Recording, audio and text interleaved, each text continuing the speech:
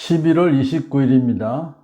사사기 13장 15절에서 25절까지 말씀, 삼손의 출생이라는 제목으로 말씀을 드립니다. 단지파 가족 가운데서 마누아라는 사람이 있었어요. 그 아내가 임신할 수 없어서 자식을 낳지 못하였습니다. 주님의 천사가 나타나서 그 여인에게 이제는 내가 아들을 낳게 될 것이다.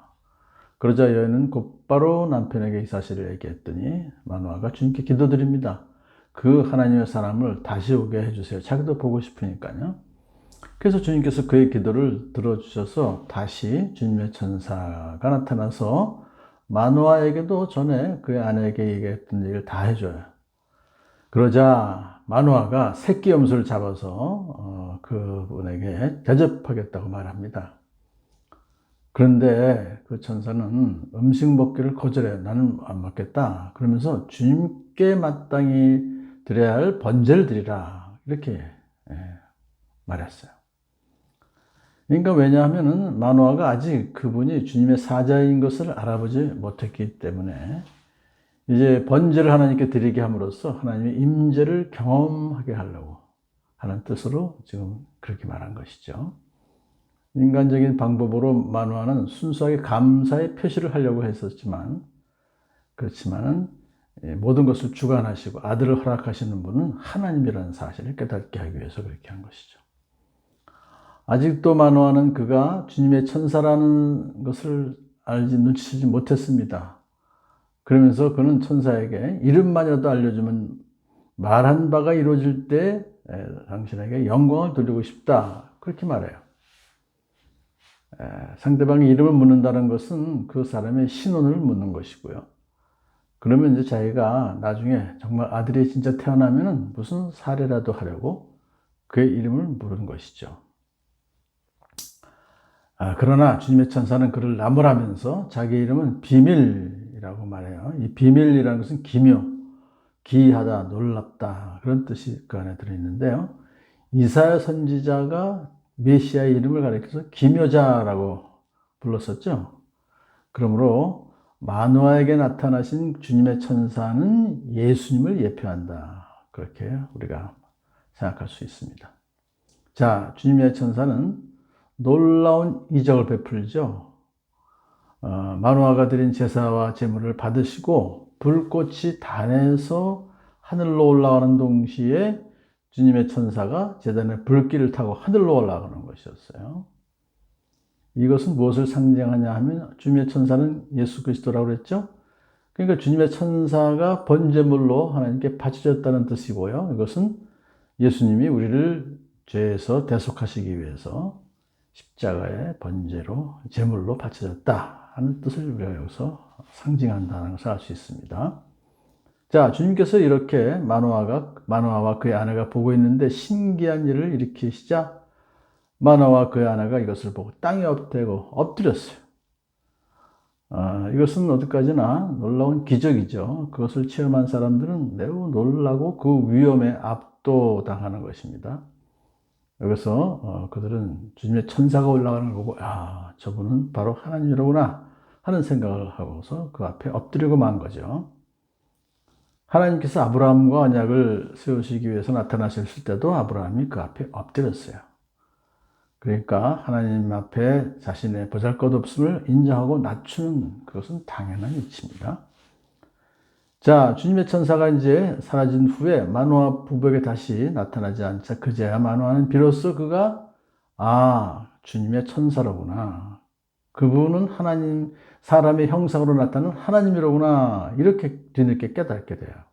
그러자 마누아는 우리가 하나님을 보았으니 우리는 틀림없이 죽을 것이야 라고 아내에게 말합니다. 하나님을 대면하고 살아날 수 있는 사람은 없어요. 이것은 하나님께서 말씀하신 거예요. 또한 하나님께서 친구처럼 대해주셨던 모세에게도 그런 말씀을 하셨죠. 등만 보이셨잖아요. 그러므로 만일 마누아가 진짜로 하나님을 보았다면 마누아는 죽어요. 그럼 죽을 것이라고 말하는 건 옳아요. 그런데 구약의 인물들에게 나타나신 그 주님의 천사는 하나님이 아니라 인간의 모습을 입고 하나님의 대언자로 오신 분이기 때문에 그를 보고 죽는다는 것은 있을 수 없는 일입니다. 그래서 사도 요한도 말하기를 지금까지 하나님을 본 사람은 없습니다. 요한일서 4장 12절. 사도 바울도 말하기를 사람으로서는 하나님을 본 일도 없고 또 볼 수도 없는 분이십니다. 디모데전서 6장 16절. 그러니까 그건 죽을 필요가 없죠. 근데 그의 아내가 아주 논리적으로 이렇게 말해요. 만일 주님께서 우리를 죽이려 하셨다면 우리의 손에서 번제물과 곡식 예물을 받지 않으셨을 것이며 또 우리에게 이런 모든 일을 보이거나 이런 말씀을 하시지도 않으셨을 것입니다. 그러니까 마노아는 죽지 않을 것이다 라고 아내가 안심시키는 거죠. 마노아의 아내는 남편보다 더 탁월하고 논리적인 그런 참 사람이었었어요. 그래서 사사기에서는 여인들의 공로를 크게 부각하고 있습니다. 그 여사사 드보라, 적장 바락을 죽인 여인 야엘, 또 뭐 지금 우리가 보고 있는 이 참 삼손 어머니, 이런 분들을 우리가 보면서 또 그 외에도 사실 사사들이 다 신앙이 좋았던 건 아니죠. 여러 가지 부족하지만은 하나님께서 그들을 부르셔서 남자 사사들도 참 믿음이 부족하고 불완전한 사람들이지만 그들을 부르셔서 사역을 감당케 해주셨던 하나님을 우리는 만날 수가 있습니다. 그 여인이 아들을 낳고서 이름을 삼손이라 하였다. 그 아이는 주님께서 내리시는 복을 받아서 잘 자랐다. 그래요. 이 삼손은요, 남다른 육체적인 힘을 소유한 거예요. 그건 하나님께 주신 복의 결과죠. 근데 이것은, 이런 복을 삼손이 받은 것은 이제 앞으로 고통당하는 이스라엘 백성들을 구하기 위해서 하나님께서 그렇게 복을 주시는 것이죠.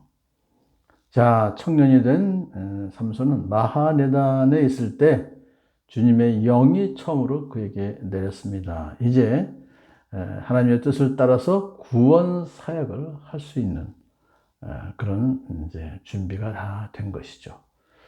오늘 본문을 통해서 우리는 예수님의 좀 그 형상 미리 좀 볼 수가 있었고요. 특히 또 삼손도 보면 예수님과 유사한 점이 많았죠.